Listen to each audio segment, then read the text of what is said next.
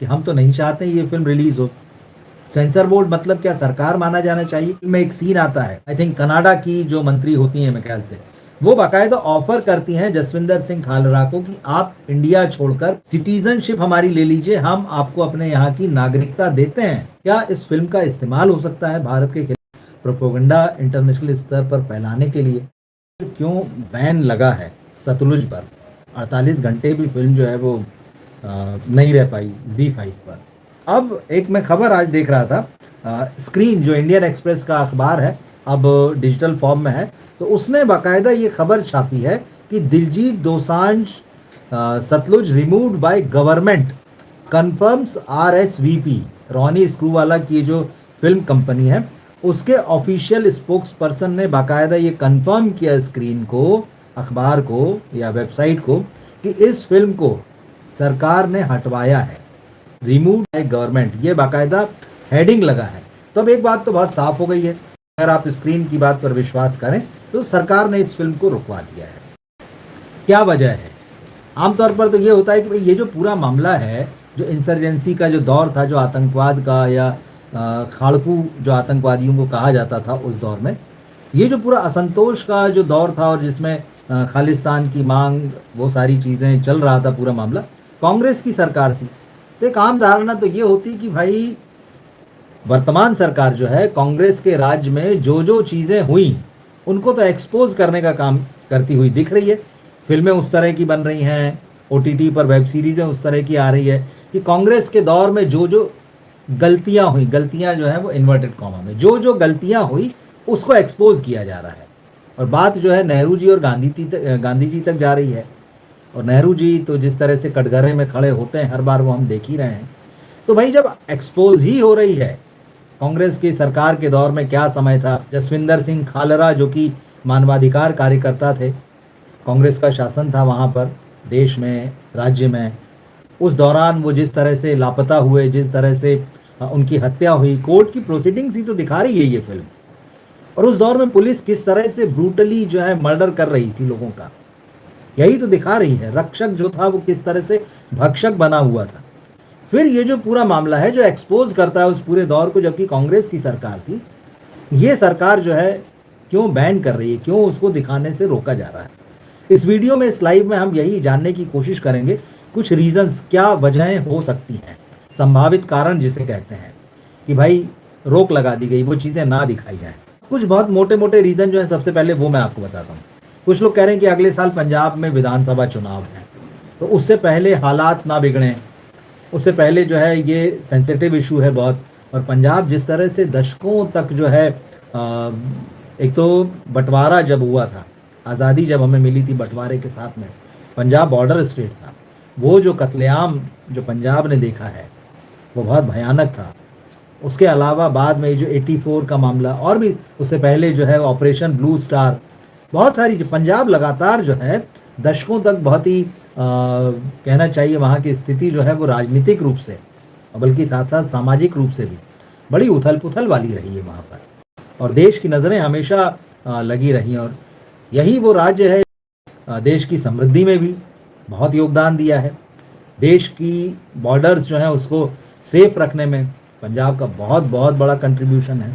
खेल के मैदान में आप देख लीजिए, एक से एक धुरंधर खिलाड़ी दिए हैं, मतलब बड़ा कंट्रीब्यूशन है। लेकिन ये बात सही है कि वहाँ पर असंतोष जो है और वहाँ की जो राजनीतिक और स्थितियाँ जो हैं बहुत उथल पुथल भरी रही। ये सवाल जो है इस फिल्म में आया गया है, ये बात जो है इस फिल्म में भी आई है, सतलुज में भी आई है।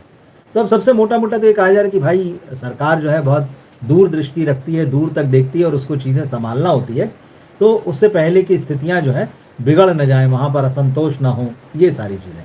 लेकिन एक बात और खबर मैं देख रहा था, हिंदुस्तान टाइम्स में छपी हुई, इसको बहुत ज़्यादा कवरेज नहीं मिला। विनीत जिंदल एक एडवोकेट हैं, उन्होंने गृह मंत्रालय से इस फिल्म की शिकायत की, इस फिल्म के अगेंस्ट उन्होंने शिकायत की। उन्होंने कहा कि 1995 मतलब 90s का जो वो दौर था इंसर्जेंसी का, उसके जो फैक्ट्स हैं उनको डिस्टॉर्टेड करके दिखाया जाए, तथ्यों को तोड़ मरोड़ कर दिखाया जा रहा है। और उन्होंने दिलजीत दोसांझ के खिलाफ FIR भी की है। अभी ये कोई क्लियर नहीं है, इस खबर में भी लिखा है ये कोई इंडिकेशन अभी तक नहीं मिला है कि क्या इस शिकायत के आधार पर, इस एफआईआर के आधार पर ये कार्रवाई की गई है। क्योंकि आजकल जिस तरह के कानून बन गए हैं हमारे यहाँ पर, अगर किसी भी यूट्यूब वीडियो के खिलाफ, किसी भी प्लेटफॉर्म के कंटेंट के खिलाफ या सोशल मीडिया के किसी कंटेंट के खिलाफ कोई भी शिकायत हो जाती है तो उसको तत्काल हटा लेना पड़ता है कुछ ही घंटों में। इस तरह की चीजें हो गई। तो क्या इस एक शिकायत के आधार पर इस फिल्म पर रोक लगा दी गई है, पॉज कर दिया गया? क्योंकि सरकार की तरफ से इस मामले में अभी तक कोई बयान आया नहीं है। लोग इंतजार कर रहे हैं, लोग अपने अपने हिसाब से अटकलें लगा रहे हैं। और उसमें ये एक चीज भी है कि भाई क्या ये जो विपिन जिंदल है, इनकी शिकायत पर ये कार्रवाई की गई है, सरकार अभी तक कुछ क्यों नहीं कह रही है, सब चुप्पी साधे हुए हैं। तो एक तो ये मामला है कि भाई किसके कहने पर क्यों बैन किया गया, एक हल्की सी आशंका जो है वो दिखाई दे रही है। लेकिन कुछ चीज़ें और हैं, जैसे मैंने कहा कि मोटे तौर पर कि भाई अगले साल पंजाब में विधानसभा चुनाव है, तो राज्य में स्थितियां जो है सामाजिक राजनीतिक असंतोष न पैदा हो जाए, उस वजह से तो कहीं ऐसा नहीं है। अब एक सवाल जो बहुत बड़ा है कि क्या ये फिल्म भारत विरोधी है, इस पर भी हम आएंगे। इस एंगल से भी हम इसको देखने समझने की कोशिश करेंगे कि क्या वाकई ऐसी कोई बात है, क्या सरकार को ऐसा लगता है। तो एक तो मामला यह है कि कानून व्यवस्था का जो मुद्दा है, जो हमेशा राज्य और केंद्र, वैसे तो राज्य सरकार के अधीन होता है, लेकिन अगर इस तरह की शिकायतें हो जाए, जो मैंने आपको एडवोकेट विपिन जिंदल का मामला बताया जो एचटी में खबर है, तो कानून व्यवस्था बहुत संवेदनशील, राज्य की पुलिस और एजेंसियों का जो मामला होता है। अब बात यही है कि इस फिल्म में राज्य की पुलिस का वो चेहरा दिखाया गया है जो रक्षक जो है भक्षक बन जाता है। तो क्या इससे एक असंतोष लोगों के मन में पैदा हो सकता है? वो पुरानी यादें, पुराने जख्म, ये फिल्म उन चीज़ों को कुरेदती है। मतलब पूरे, वैसे तो पुलिस जो है पूरे देश में हर राज्य की है अलग अलग, लेकिन पुलिस को लेकर जो पुलिस फ्रेंडली होना चाहिए सोसाइटी की, लोग उससे डरे ना। ये बार बार कहा जाता है, पुलिस को भी सैनिटाइज करने की बात जो है बार बार आती है, उनको भी प्रशिक्षण दिए जाते हैं कि आपको किस तरह से जनता के फ्रेंडली होना है। लेकिन ये जो फिल्म है पंजाब में पुलिस का वो जो चेहरा दिखाती, फिल्म में एक सीन आता है, बहुत सारी खबरें उस समय आती थी कि घरों में लोगों ने खाड़कुओं को, आतंकवादियों को जगह दी, उन्हें छुपाया, फिर एनकाउंटर हुए। इस फिल्म में एक सीन और बहुत रोंगटे खड़े कर देने वाला सीन है। जसविंदर सिंह खालरा जो मानवाधिकार कार्यकर्ता है, उनका एक पुलिस दोस्त बताया गया है। तो जब पूरा मामला इसमें यह होता है कि शिकायत ये है, और जो चीज़ जसविंदर सिंह खालरा जो है जिस चीज़ को आगे लेकर बढ़ते हैं, जिस लड़ाई को लेकर, बहुत सारे मासूम और निर्दोष लोगों की पंजाब पुलिस हत्या कर रही है, ये चीज़ें सामने आती है। और उसके बाद आता है कि उन लोगों को लापता बताकर, लावारिस बताकर उनकी लाशें जला दी जाती हैं। अब रजिस्टर जो होते हैं शमशान घाट के, वहाँ तो सबके नाम, पते, पहचान दर्ज होती है, और वहाँ से चीज़ें धीरे धीरे निकलने लगती हैं, और ये पता चलता है कि लगभग 25,000 लोगों के साथ ये किया गया है, और पुलिस ने उनको एनकाउंटर में मारा है। और घर वाले तो उनको लापता समझ रहे हैं और उनकी तलाश कर रहे हैं, और पुलिस उनको आतंकवादी बता रही है, और बहुत सारी चीज़ें बताई गई। ये 25,000 लोगों की मौत, लापता होना उनका, ये सारा, और किस तरह से उनको लावारिस बनाकर, बताकर जो है वो जलाया गया है। तो इसके रिकॉर्ड कहीं ना कहीं पुलिस को भी नोट करना पड़ता है, किसको मारा, कितने लोगों को मारा, क्योंकि इन एनकाउंटर से जो है सीधा जुड़ाव पुलिस में जो लोग भर्ती हुए हैं, नए पुलिस वाले या सीनियर्स भी, उनके प्रमोशन से जुड़ा हुआ। आपने कितने लोगों का सफाया किया, उस आधार पर भी प्रमोशन मिल रहे हैं, तो उस आधार पर भी गिनती की जा रही है। तो कहानी यही बताती कि दिलजीत दोसांझ जो किरदार निभा रहे हैं, उनके एक पुलिस मित्र हैं, और वो पुलिस मित्र जो है वो जसविंदर सिंह खालरा वाला जो कैरेक्टर है, उसकी मदद करता है उस फिगर्स पहुंचाने में, इतने लोगों को फेक एनकाउंटर में मारा गया। अब जब इस बात की जांच पुलिस डिपार्टमेंट में अंदर होती है, तब ये पुलिस जो कि जूनियर पुलिस है, उसका पता लग जाता है। तो उसका जो सीनियर होता है, एसएसपी जो होता है, वो उसके घर में आता है रात के समय में। ये सीन बड़ा खतरनाक है, आपने फिल्म देखी होगी तो आप जानेंगे, वरना आप सिर्फ इमेजिन करके देखिए कि एक सीनियर पुलिस ऑफिसर अपने जूनियर के घर में आता है रात के समय, खाना वगैरह खाया जा रहा है उस समय। वो एक तो पुलिस वालों की कुछ टीम के साथ आता है, कांस्टेबल वगैरह जो सब बंदूकधारी हैं, साथ में 2 आतंकवादी जिनको वो खाड़कू कहता है, अब किसी को नहीं पता वो रियल थे या नहीं थे, लेकर आता है और उस घर में बैठ के भोजन करता है, भोजन वगैरह करता है। और उसके बाद कहता है कि भाई, वो सारी चीज़ें उससे उगलवा लेता है, कहता है कि भाई तुम सच बता दो कि तुमने मारा, कि मतलब तुमने जानकारी दी कि नहीं दी। तो वो इनडायरेक्टली डायरेक्टली उस चीज़ को एक्सेप्ट करता है। तब वो जो 2 खाड़कू जो आतंकवादी होते हैं वो भी घर में बुला लिए गए होते हैं। तो कहता है कि ठीक है, जो ये गद्दारी की है पुलिस के साथ, डिपार्टमेंट के साथ, इसके लिए तो चलो मैं माफ़ भी कर दूंगा, लेकिन इस बात के लिए कैसे माफ़ किया जा सकता है कि तुम्हारे घर में 2 खाड़कू मिले हैं, मतलब तुमने उनको शरण दी थी। अब ये पूरा सीन जो है एक अलग ही नरेशन में बदल जाता है और उसके बाद अगला सीन आपको दिखता है कि उस पूरी फैमिली को जो है सबकी लाशें बिछी हुई हैं घर के बाहर, बताया जाता है। मतलब अब ये खबर बन रही है कि इन लोगों ने अपने घर में 2 खाड़कुओं, 2 आतंकवादियों को शरण दे रखी थी, इसीलिए पुलिस ने इस घर को घेरा, वहां एनकाउंटर किया और सारे लोग मारे गए। मतलब वो जूनियर पुलिस ऑफिसर, उसकी पत्नी, उसका छोटा भाई, प्रेग्नेंट थी वाइफ, उसकी माँ, पिता और वो जो 2 खाड़कू जो पुलिस लाई थी, मगर बताया कि ये इस घर में छुपे हुए थे, इनको शरण दी गई थी। मतलब किस तरह से प्लान्ड था। तो आप ये समझ लीजिए कि पुलिस की जो ये बेरहमी है या जो किस तरह से पुलिस उस समय काम कर रही थी, ये पूरा एक सीन उसको एक्सपोज कर देता है। तो एक तो यह है कि लोगों के मन में वही पुरानी यादें, पुराना असंतोष, ये है। दूसरा मामला यहाँ सेंसरशिप का है। सेंसर में ये फिल्म लगभग 3-4 साल तक फंसी रही और कहा गया कि भाई सेंसर बोर्ड इस फिल्म में 120 से 127 तक कट चाहता था। अब अगर आप किसी 2.5 घंटे की फिल्म में से 127 सीन मैक्सिमम अगर आप उसमें कट करवा दें तो उसमें जान ही क्या बचेगी, आप खुद सोच कर देखिए। मेकर्स ने कहा कि हम बिल्कुल नहीं। हनी त्रेहन जो है इस फिल्म के डायरेक्टर हैं, RSVP जो मैंने रॉनी स्क्रूवाला जो इस फिल्म के प्रोड्यूसर हैं, वो अड़े रहे कि नहीं हमें ये कट्स नहीं चाहिए, ये अनकट ही रिलीज होना है। अच्छा, एक और चीज़ है, इस फिल्म का नाम पहले था घलोघरा, मतलब नरसंहार। अब उसको बदला गया, सेंसर ने कहा भाई ये नरसंहार जैसा टाइटल तो नहीं चलेगा, बदलिए। तो फिर इसका टाइटल किया गया पंजाब 95, वो भी टाइटल नहीं चलेगा। तो फिर इस फिल्म को फाइनली जो है सतलज नाम से रिलीज किया गया, सतलज। तो अब पुलिस कैसे काम करती है ये बता रही, उस दौर में कैसे काम किया। तो सेंसरशिप का जब मामला है, 120 से कट ज़्यादा आपको चाहिए, प्रोड्यूसर नहीं मान रहे, मेकर्स नहीं मान रहे, ये कहीं जब 3-4 साल तक चलती है लड़ाई तो एक ईगो का भी मामला बन जाता है। हनी त्रेहान का एक इंटरव्यू मिड डे में था, आई थिंक सुबह मैं पढ़ रहा था, उसमें उन्होंने कहा कि भाई सेंसर बोर्ड के साथ कम्युनिकेशन ही बंद हो गया था, बातचीत ही बंद हो गई थी, फिल्म उन्हीं के पास है और जो बातचीत सीधे होना चाहिए वो लीगल नोटिसेस और वकीलों के थ्रू हो रही थी। मतलब जब संवाद के सारे दरवाजे बंद हो जाए ये तो बहुत ही खराब स्थिति होती है। तो एक इशू ईगो का भी है कि हम तो नहीं चाहते ये फिल्म रिलीज हो। सेंसर बोर्ड मतलब क्या सरकार माना जाना चाहिए, हालांकि सेंसर बोर्ड एक इंडिपेंडेंट बॉडी है, लेकिन पिछले कुछ सालों में हमने देखा है कि यहाँ बहुत सारा जो है रोक टोक और बहुत सारी बंदिशें और सेंसर अलग तरीके से चीज़ें चल रही हैं। तो क्या ये कहीं ना कहीं ईगो का विषय बन गया था? क्या पॉलिटिकल और सोशल जो संगठन हैं वो इस फिल्म का विरोध करते, इस बात को सरकार को या सेंसर बोर्ड को डर था?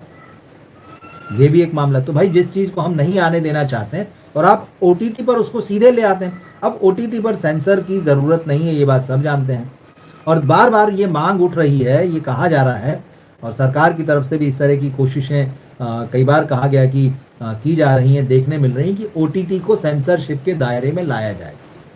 OTT की खूबसूरती उसकी आज़ादी ही है। हालांकि कोर्ट में भी मामले गए और सरकार ने भी कहा कि OTT को सेल्फ सेंसरशिप जैसी चीज़ जो है उसको अप्लाई करना चाहिए।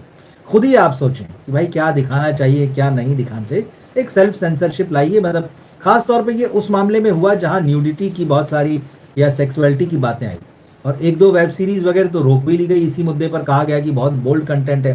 तो जब सेल्फ सेंसरशिप की बात आई तो कुछ जगहों पर कुछ वेब सीरीज वगैरह फिल्में तो ऐसी थी कि भाई जो प्रोजेक्ट ओके थे बन गए, उनको डंप कर दिया कि छोड़ो भाई इस पर बवाल होगा। तो जहाँ धर्म का मामला है, सेक्सुअलिटी का मामला है या पॉलिटिकल सेंसिटिविटी है जहाँ पर अपने आप, लेकिन बात यह है कि कब तक ऐसा चलेगा और अगर ये सारी सेंसरशिप डायरेक्ट इनडायरेक्ट अगर OTT पर लागू होती है तो फिर उस प्लेटफॉर्म के होने का अर्थ ही क्या रह जाएगा। मगर ठीक है, कई चीज़ें होती हैं जो सोसाइटी में जो है लोगों को, एक बड़ा वर्ग जो होता है वो नहीं चाहता है सामने आए, तो सेल्फ सेंसरशिप है। मगर उसके बावजूद जब ऐसी फिल्म आती है तो कहीं ना कहीं थोड़ा सा सिस्टम से, गवर्नमेंट से एक ईगो क्लैश कहीं ना कहीं लगता है कि ईगो क्लैश हुआ है। तो हो सकता है कि ये बात घूम फिर के गई और जैसा कि मैंने आपको शुरू में बताया, एक एडवोकेट साहब ने शिकायत की और आजकल ये हो गया कि अगर किसी कंटेंट के खिलाफ सीधे शिकायत आती होम मिनिस्ट्री के पास में, तो या तो जवाब मांग लिया जा सकता है कि आप या तो एक्सप्लेनेशन दें या हटा लें। Z5 वही कह रहा है कि हम इसको सॉर्ट आउट करने की कोशिश कर रहे हैं। तो सेंसरशिप का मामला है। फिर बहुत बार ये होता है, वही जो शुरुआत में है कि धार्मिक संगठन विरोध ना करें, राजनीतिक पार्टियां या जो सामाजिक संगठन है वो विरोध ना करें। ये भी डर रहा है कि भाई सिख संगठन भी इस मामले में मैदान में आ सकते हैं, क्योंकि दोनों साइड होता है हर स्टोरी को लेकर, तो ये भी है। अब जो OTT का मामला है, जो लीगल और रेगुलेटरी कॉम्प्लियंसेस होते हैं वो अपनी जगह पर होते हैं, क्योंकि कानूनी मामला बन जाता है। मिनिस्ट्री ऑफ ब्रॉडकास्टिंग जो है इसके अपने नियम हैं, इंफॉर्मेशन ब्रॉडकास्टिंग एक्ट है, इसका पालन करना हर OTT के लिए ज़रूरी है। जब आप इस देश में कंटेंट बना रहे हैं, दिखा रहे हैं, तो आपको जो है वो उनका पालन करना। और ये इसमें बहुत क्लियर है कि अगर कोई भी विवादास्पद मुद्दा, जैसे कि मैंने शुरू में बताया एडवोकेट साहब का, अगर कोई भी विवादास्पद मुद्दा कोर्ट में पहुंच जाता है, उसके खिलाफ अगर कोई याचिका दायर हो जाती है, मंत्रालय जो है उस पर अगर आपत्ति जताता है, तब तो OTT के सामने कोई और रास्ता नहीं रहता है कि वो उस कंटेंट को या तो एडिट करे, या तो उस कंटेंट को पॉज करे, या पूरी तरह से उसे हटा ले, या किसी तरह का उस पर बातचीत करके कोई हल निकाले। यही मामला जो है चल रहा है इसमें। अब वो वाली बात, क्या ये फिल्म भारत के विरोध में है, क्या ये भारत विरोधी है ये फिल्म? तो एक पॉइंट है जो इस फिल्म में ऐसा कहा जा सकता है या संभावित कारण हो सकता है। दरअसल इस फिल्म को अगर आप देखेंगे, इस पूरे मामले को जसविंदर सिंह खालरा के, ये मामला उस समय जो था इंटरनेशनल लेवल पर भी उठा था। फिल्म आपको इस बारे में बिल्कुल अवेयर करती है कि जसविंदर सिंह खालरा जो है इस मामले को अंतर्राष्ट्रीय मंच पर उठाते हैं। जो अंतर्राष्ट्रीय सिख संगठन है वहां पर शिकायतें वो भेजते हैं, वो बताते हैं कि देखिए पंजाब में ऐसा हो रहा है, 25,000 निर्दोष लोगों को लावारिस बताकर, उनको एनकाउंटर करके उनकी डेड बॉडीज को लावारिस बताकर श्मशान में जला दिया गया है। इसके रिकॉर्ड हैं, वो उन्होंने बाकायदा वो सारी चीजें शेयर की। तो ये मामला जो है अंतर्राष्ट्रीय स्तर पर भी उठा था। और फिर जसविंदर सिंह खालरा जो होते हैं उनको बुलाया जाता है विदेश। फिल्म बताती है कि वो विदेश जाते हैं, अमेरिका में, इंग्लैंड में, कनाडा में। वो सिख संगठनों को, वहाँ की सरकारों को इस पूरे मामले में अवेयर करते हैं कि देखिए ये हो रहा है, सिखों के साथ हो रहा है, पुलिस ऐसा कर रही है, सरकार ऐसा कर रही है। तो ये फिल्म इस बात को बिल्कुल इस्टेब्लिश करती है कि ये मामला अंतर्राष्ट्रीय स्तर पर ले जाया गया, वहाँ इसकी बात हुई। फिल्म में एक सीन आता है, आई थिंक कनाडा की जो मंत्री होती हैं, मेरे ख्याल से, वो बाकायदा ऑफर करती हैं जसविंदर सिंह खालरा को कि आप इंडिया छोड़कर, पंजाब छोड़कर यहाँ आ जाइए, सिटीजनशिप हमारी ले लीजिए, हम आपको अपने यहाँ की नागरिकता देते हैं, आप अपनी सुरक्षा, परिवार की सुरक्षा की भी चिंता कीजिए, आप यहाँ आइए और हमारे नागरिक बन जाइए। देखिए ये एक बहुत बड़ी बात होती है कि कोई एक विदेशी सरकार आपके नागरिक को अपने यहाँ की सिटीजनशिप इस आधार पर ऑफर कर रही है कि आपकी जान को, आपके परिवार की जान को वहाँ पर खतरा है, आप हमारे देश में आ जाइए और आप हमारे नागरिक बन जाइए। ये छोटी मोटी बात नहीं होती है। इससे उस देश की, मतलब इस फिल्म के हिसाब से देखें तो भारत की छवि पर बड़ा गहरा असर पड़ता है कि वहाँ पर उसके नागरिक ही सुरक्षित नहीं है, वहाँ पर उसके नागरिकों पर वहाँ की पुलिस इस तरह से अत्याचार कर रही है, सरकार उसकी बात नहीं सुन रही, उसकी जान को खतरा है। अब ये जो एक पॉइंट है, ये बहुत स्ट्रॉन्ग पॉइंट है उन लोगों के लिए जो इस फिल्म के खिलाफ बात कर रहे हैं, जो कह रहे हैं, या जो प्रोपेगेंडे की बात कर रहे हैं। ये एक बहुत, मतलब इसको, क्योंकि फिल्म भी इस चीज़ को एक्सेप्ट कर रही है, तो क्या कहीं ना कहीं इसमें भारत का विरोध है?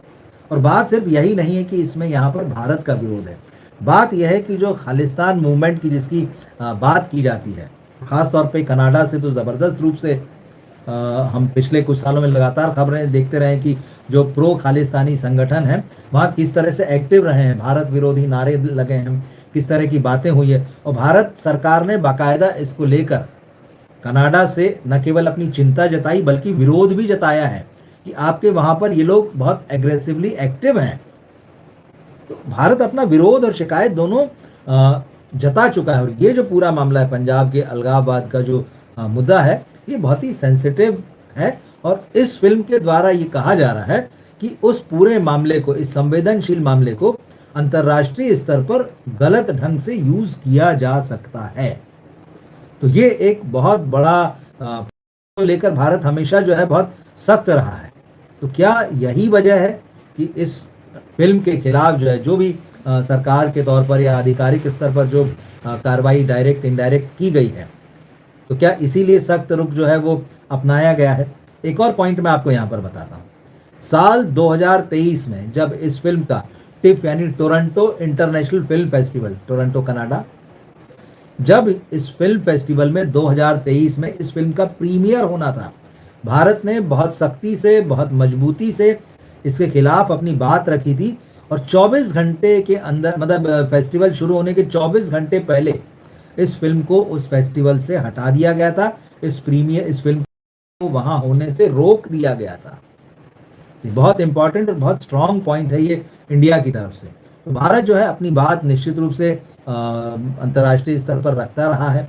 तो क्या ये फ़िल्म जो है भारत की एक विरोध में कुछ बातों को रखती है, एक ऐसी बात को सामने लेकर आती है जो कहीं न कहीं देश की छवि को नुकसान पहुँचाता है या नुकसान पहुँचा सकता है।